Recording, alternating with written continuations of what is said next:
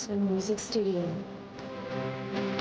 90% വസ്തുക്കളുടെയും വില കുറയുന്ന തരത്തിലുള്ള ചരക്ക് സേവന നികുതി പരിഷ്കരണം പ്രഖ്യാപിച്ച് കേന്ദ്ര സർക്കാർ. 12%, 18% ടാക്സ് സ്ലാബുകൾ 5%, 18% എന്നിങ്ങനെ മാറ്റിക്കൊണ്ടാണ് ചരിത്രപരമായ ഈ തീരുമാനം പ്രഖ്യാപിച്ചത്.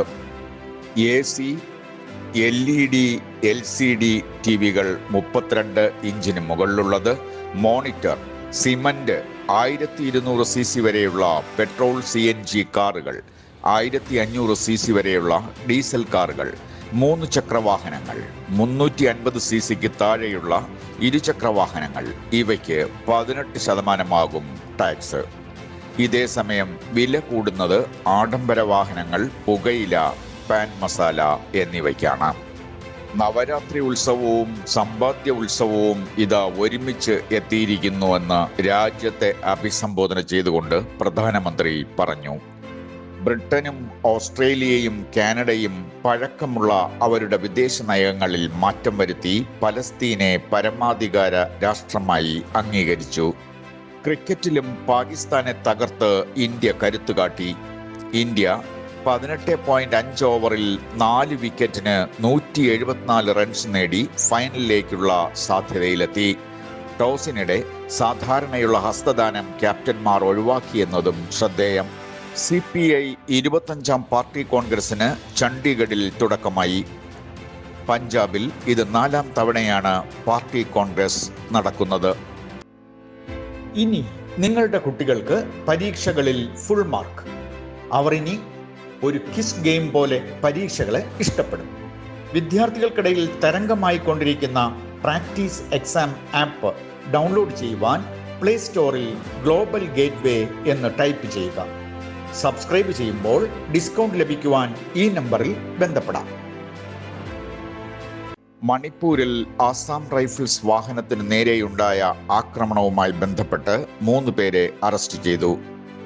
2 ജവാന്മാർ വീരമൃത്യു പ്രാപിച്ച ഈ രാജ്യവിരുദ്ധ നീക്കത്തെ സർക്കാർ അതീവ ഗൗരവത്തോടെയാണ് നോക്കിക്കാണുന്നത്. ആധാർ സേവനങ്ങളുടെ നിരക്കുകൾ ഒക്ടോബർ 1 മുതൽ വർദ്ധിക്കും.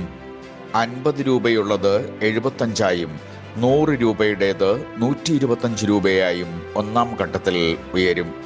എന്നാൽ ആധാർ പുതുതായി എടുക്കുന്നതിന് പണം നൽകേണ്ടതില്ല എന്ന തീരുമാനത്തിൽ മാറ്റമില്ല. ശ്രീനാരായണ ഗുരു സമാധി ഭക്തിപൂർവം ഇന്നലെ ആഘോഷിച്ചു.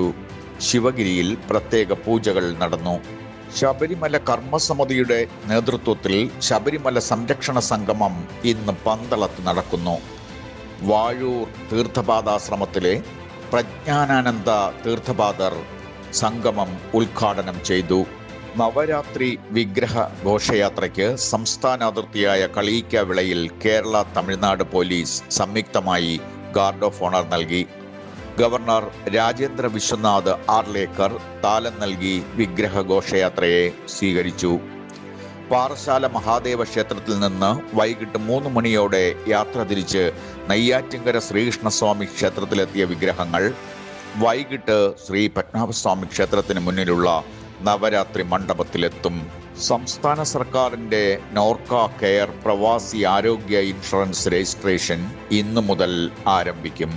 ഒക്ടോബർ, നവംബർ മാസങ്ങളിലായി രാജ്യവ്യാപകമായി സമഗ്ര വോട്ടർ പട്ടിക പരിഷ്കരണം ലക്ഷ്യമിടുന്നതായി തെരഞ്ഞെടുപ്പ് കമ്മീഷൻ.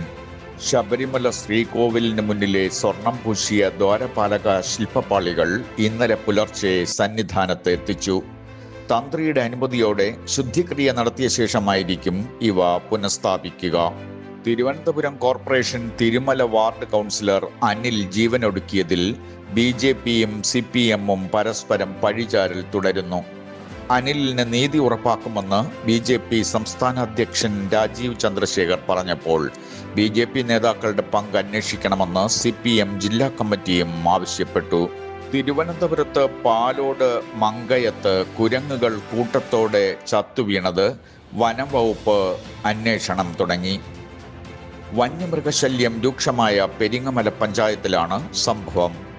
ഓൺലൈൻ ട്രേഡിംഗ് ആപ്പ് വഴി 10 ലക്ഷത്തോളം രൂപ തട്ടിയെടുത്ത കർണാടക സ്വദേശി പ്രകാശ് ഇരപ്പയെ തുമ്പ പോലീസ് അറസ്റ്റ് ചെയ്തു. മോഹൻലാലിന്റെ ദൃശ്യം 3 ഷൂട്ടിംഗ് ഇന്ന് തുടങ്ങിയതായി ആന്റണി പെരുമ്പാവൂർ അറിയിച്ചു.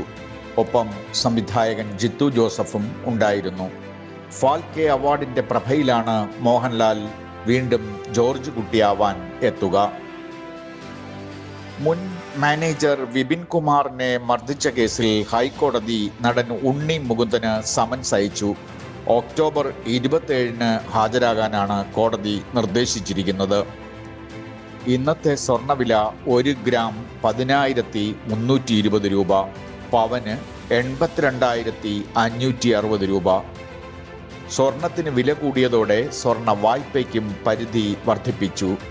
സ്വർണ്ണവിലയുടെ 75% വായ്പ ലഭ്യമാക്കുന്നുണ്ട്. വാർത്തകൾ ഇതുവരെ ഇവിടെ പൂർണ്ണമാകുന്നു. കൂടുതൽ വാർത്തകളുമായി വീണ്ടും കാണാം. നമസ്കാരം.